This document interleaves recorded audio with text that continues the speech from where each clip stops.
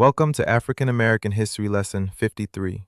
In this video, we will explore the Negritude and Negrismo literary movements, the establishment of Black identity and solidarity, and the resistance to colonialism. Cultural pride and pan-Africanism. What does it mean to write yourself back into history? In the first half of the 20th century, Black writers and intellectuals across the French and Spanish-speaking world responded to colonization not only with protests, but with poetry, essays, and art that celebrated Black identity, language, and resistance. The Negritude and Negrismo movements emerged as two powerful literary and cultural responses to European colonialism and anti-Black racism in the early 20th century.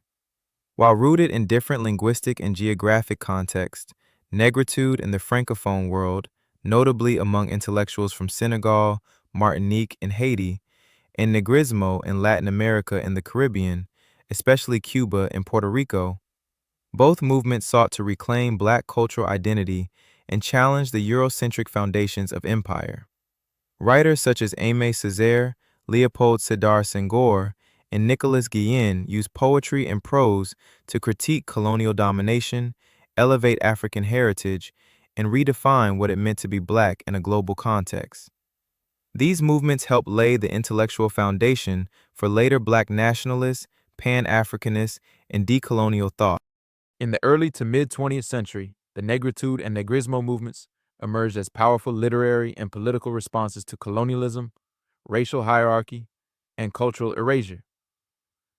Though geographically and linguistically distinct, Negritude emerging among French-speaking African and Caribbean intellectuals, and Negrismo arising in the Spanish-speaking Caribbean, both movements affirmed the enduring influence of African heritage and aesthetics in the lives of African descendants. Heavily inspired by the cultural pride and political consciousness of the new Negro movement in the United States, both movements sought to reclaim Black identity through poetry, art, and resistance to assimilation. Their simultaneous emergence illustrates the shared urgency across the African diaspora to define Blackness on its own terms. While the Negritude, Negrismo, and New Negro movements all centered around cultural pride and Black political liberation, they approached Blackness in Africa from different perspectives. Negritude emphasized a pan-African vision rooted in common ancestral ties and spiritual kinship with Africa, often rejecting European colonial influence entirely.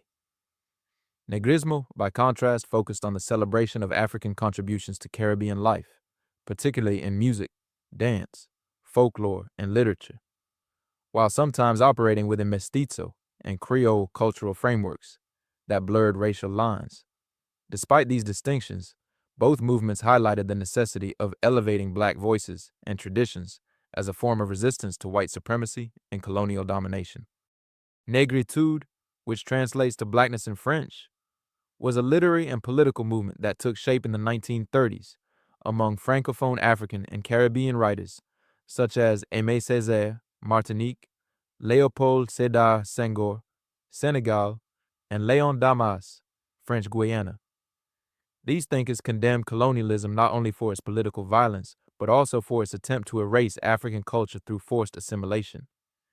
In their poetry and prose, they rejected European ideals of civilization and instead exalted African identity, spiritual depth, and historical continuity. Negritude was deeply intellectual and philosophical, offering a vision of Black liberation that embraced African epistemologies while attacking the psychological and material violence of empire. At the same time that Negritude emerged, Negrismo developed across the Spanish-speaking Caribbean, particularly in Cuba, Puerto Rico, and the Dominican Republic, as a literary and artistic celebration of African heritage. Writers such as Nicolás Guillén, Cuba, and Luis Palés Matos, Puerto Rico, used poetry to highlight African rhythms, vernacular speech, and spiritual traditions embedded in Caribbean culture. Negrismo was often adopted by Black and mixed-race intellectuals who sought to affirm African cultural contributions while challenging the marginalization of Black identity in Latin American societies. Though sometimes critiqued for romanticizing or commodifying African culture, Negrismo helped bring Black life and artistry to the center of national cultural narratives. Proponents of both Negritude and Negrismo, including figures like Aimé Césaire, fiercely rejected the colonial justification that European empires had civilized African peoples.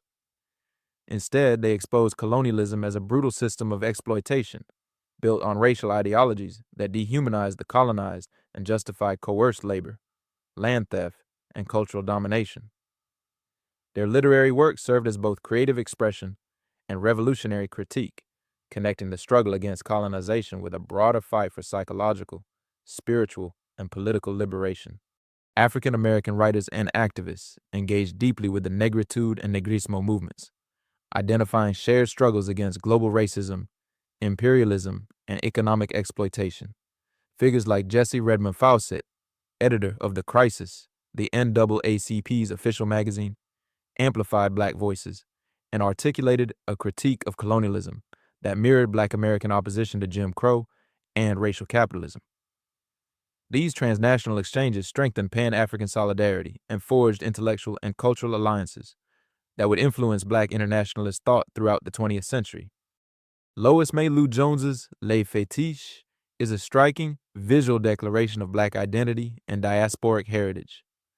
Painted during her time in Paris, the work synthesizes African artistic traditions with modernist techniques. It depicts 5 stylized African masks layered across a vivid and abstract background.